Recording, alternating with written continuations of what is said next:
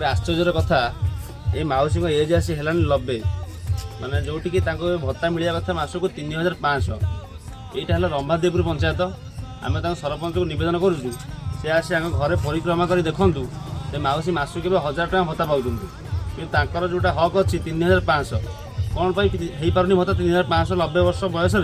से कौन 3500 भत्ता पाऊना दयाकोरी आम यही अंचल सरपंच गोटे नवेदन करुँ से आसिक टे कथा बुझंतु असुविधा चलवाई असुविधा जहाँ खाଇବା पीवा जहाँ भी असुविधा अच्छी आप कैमरा सामने कहतु दुख कष्ट करसु स्वामी के अचड़ा पड़गले बहुत दुख कष्ट कर इटे आणिक भल कर